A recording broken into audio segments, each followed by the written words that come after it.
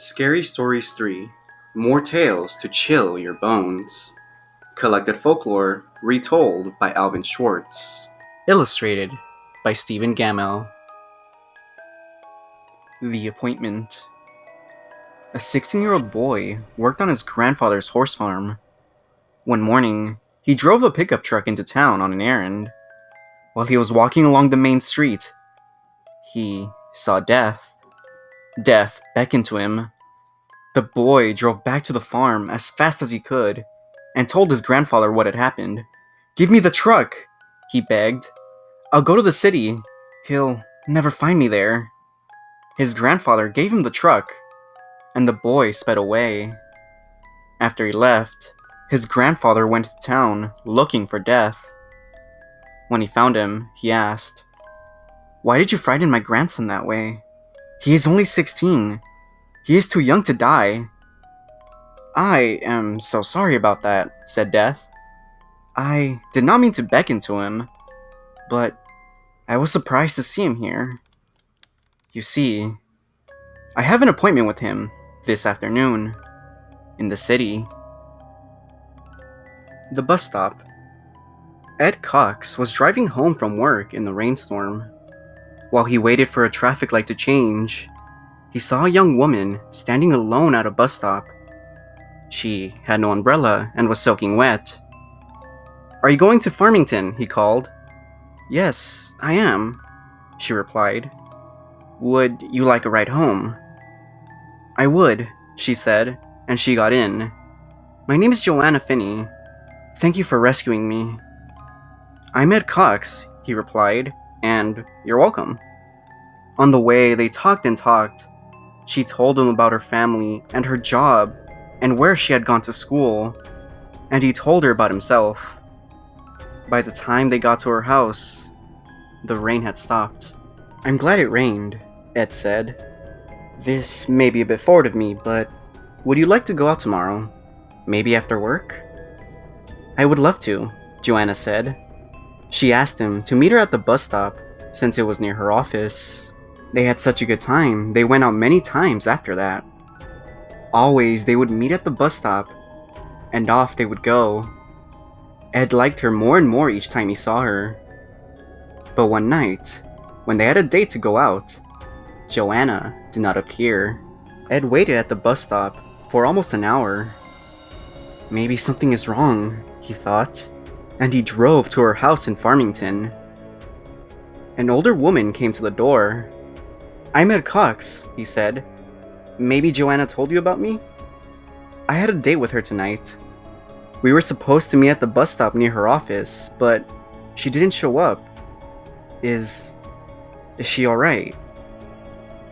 The woman looked at him as if he had said something strange. "I am Joanna's mother," she said slowly. "Joanna isn't here now, but why don't you come in?" Ed pointed to a picture on the mantel. "That looks just like her," he said. "It did. Once," her mother replied. "But the picture was taken when she was about your age, about 20 years ago." A few days later, she was waiting in the rain at the bus stop. A car hit her, and she was killed. Faster and faster.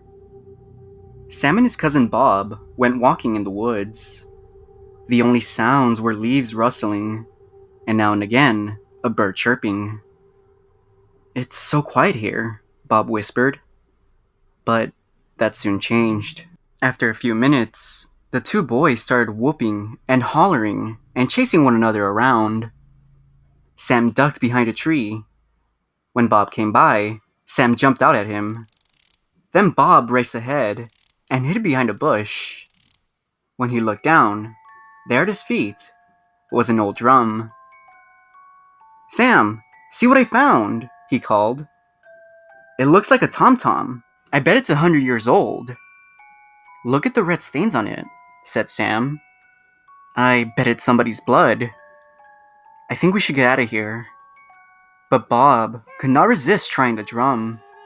He sat on the ground and held it between his legs. He beat on it with one hand. then the other, slowly at first, then faster and faster, almost as if he could not stop. Suddenly, there were shouts in the woods, and the sound of hoofbeats. A cloud of dust rose from behind the line of trees. Then men on horseback galloped towards them. "Bob, let's go!" Sam shouted. He began to run. "Hurry!" Bob dropped the drum and ran after him. Sam heard the twang of a bow firing an arrow. Then he heard Bob scream. When Sam turned, he saw Bob pitch forward dead.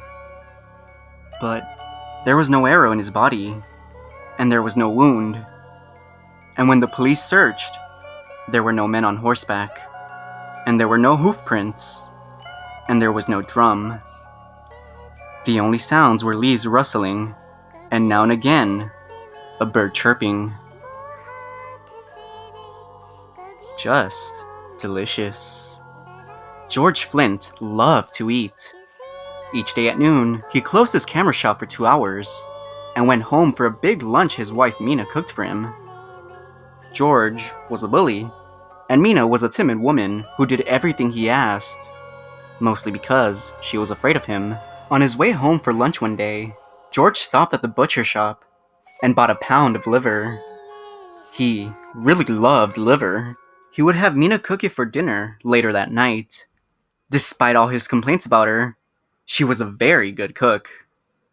While George ate his lunch, Mina told him that a rich old woman in town had died. Her body was in the church next door. It was in an open coffin. Anyone who wanted to see her could. As usual, George was not interested in what Mina had to say. "I've got to go back to work," he told her. After he left, Mina began to cook the liver. She added vegetables and spices and simmered it all afternoon, just the way George liked it. When she thought it was done, she cut off a small piece and tasted it. It was delicious, the best she had ever made. She ate a second piece, then a third. It was so good she could not stop eating it. It was only when the liver was all gone that she had thought of George. He would be coming home soon. What would he do when he found that she had eaten all of the liver? Some men would laugh, but not George. He would be angry and mean, and she did not want to face that again. But where could she get another piece of liver? It was then that she remembered the old woman lying in the church next door, waiting to be buried. George said he never had a better dinner. "Have some liver, Mina," he said. "It's just delicious." "I'm not hungry," she said. "I'll let you finish it." That night, after George had fallen asleep, Mina sat in bed, trying to read. But all she could think about was what she had done. Then she thought she heard a woman's voice.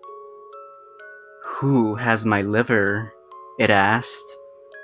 Who has it? Was it her imagination? Was she dreaming? Now the voice was closer. "Who has my liver?" it asked. "Who has it?" Mina wanted to run. "No, no," she whispered. "I don't have it. I don't have your liver." Now the voice was right next to her. "Who has my liver?" it asked. "Who has it?" Mina froze with terror. She pointed to George. "He does," she said. "He has it!" Suddenly, the light went out, and George screamed and screamed.